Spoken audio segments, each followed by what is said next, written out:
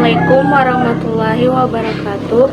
Perkenalkan, nama saya Nur Sofia, NIM 241520768, Program Studi Pendidikan Pancasila dan Kewarganegaraan. Dosen pengampu Bapak Zulfikar Putra, SHMPD. Tujuan saya mengambil video ini merupakan tugas atau UAS dari mata kuliah Pengantar Hukum Indonesia atau PHI. Pada kesempatan kali ini, saya akan membahas sebuah topik sangat penting dalam kehidupan bermasyarakat, yaitu hukum perdata. Hukum perdata sering disebut sebagai hukum sehari-hari karena cakupannya sangat dekat dengan kehidupan kita, mulai dari perjanjian jual beli, pernikahan hingga pembagian warisan. Semuanya diatur dalam hukum perdata. Hukum perdata menjadi pedoman untuk memastikan setiap individu mendapatkan haknya, memenuhi kewajibannya dengan adil. Dalam pembelajaran ini, saya akan membahas pengertian, ruang lingkup, prinsip, hingga contoh kasus hukum perdata yang tentunya akan sangat bermanfaat untuk dipahami oleh kita semua. Pengertian hukum perdata. Hukum perdata adalah salah satu cabang hukum privat atau hukum sipil yang mengatur hubungan antar individu atau subjek hukum dalam masyarakat. Hukum ini berfungsi untuk mengatur hak, kewajiban, dan kepentingan pribadi, baik dalam hubungan keluarga, perjanjian, harta benda, hingga tanggung jawab antar individu. Contohnya, perselisihan dalam perjanjian jual beli rumah, pembagian harta warisan di antara ahli waris. Sumber hukum perdata di Indonesia.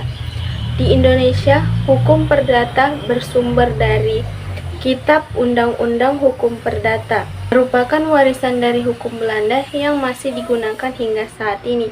KUH Perdata terdiri dari 4 buku. Buku pertama tentang orang, hukum perorangan dan keluarga. Buku kedua tentang benda, hukum benda, dan hukum waris. Buku 3 tentang perikatan, perjanjian atau kontrak. Buku keempat tentang pembuktian dan kadaluarsa. Yang kedua yaitu hukum adat, mengatur hubungan sosial berdasarkan kebiasaan masyarakat tertentu di Indonesia. Ketiga, hukum agama berlaku pada kasus tertentu seperti warisan, perkawinan, atau perceraian yang diatur menurut agama, terutama Islam. 4. Peraturan perundang-undangan lainnya.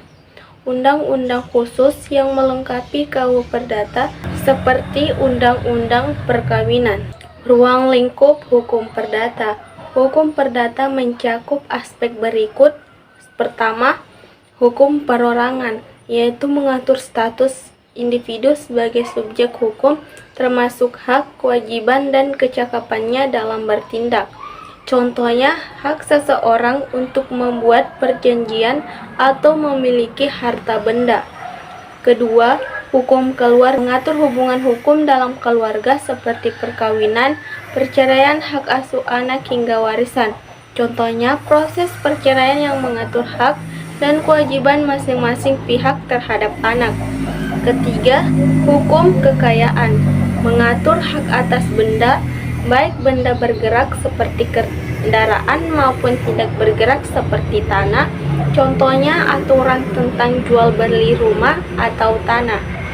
Keempat, hukum waris, mengatur pembagian harta seseorang setelah meninggal dunia. Contohnya, pembagian warisan sesuai dengan hukum adat atau hukum Islam.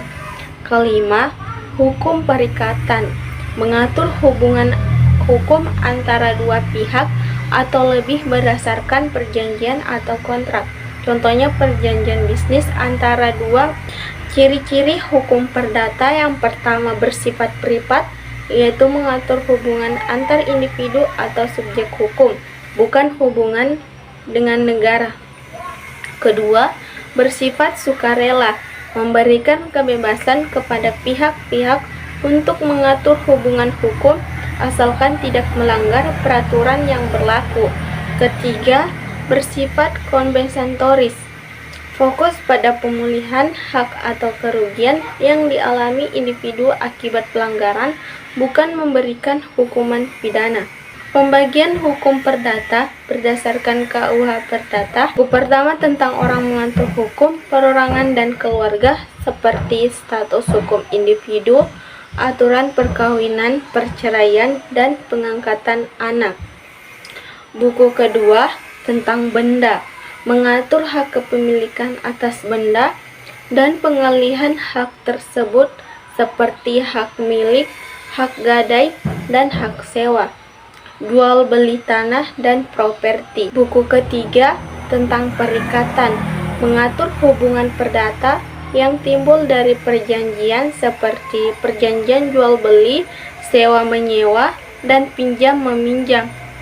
Ganti rugi akibat pelanggaran kontrak. Buku keempat tentang pembuktian dan kadaluarsa, mengatur alat bukti dan batas waktu untuk menuntut hak perdata. Contohnya, bukti tertulis dalam perjanjian atau dokumen. Adapun contoh kasus hukum perdata yaitu yang pertama, sengketa warisan. Dua ahli waris berselisih tentang pembagian harta orang tua yang telah meninggal. Penyelesaiannya dilakukan berdasarkan hukum waris yang berlaku. Kedua, pelanggaran perjanjian. Salah satu pihak dalam kontrak kerjasama bisnis tidak memenuhi kewajibannya, sehingga pihak lain mengajukan gugatan ke pengadilan untuk meminta ganti rugi. Ketiga, sengketa jual beli properti.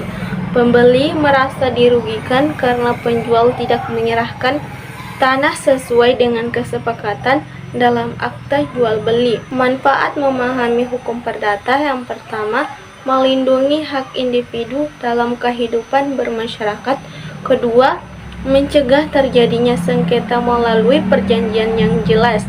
Ketiga, menyelesaikan konflik secara adil berdasarkan hukum yang berlaku. Kesimpulannya yaitu hukum perdata adalah bagian penting dari sistem hukum yang mengatur hubungan antar individu di masyarakat. Dengan memahami hukum perdata, kita dapat melindungi hak kita, memenuhi kewajiban, dan menyelesaikan sengketa secara adil dan berdasarkan aturan yang berlaku.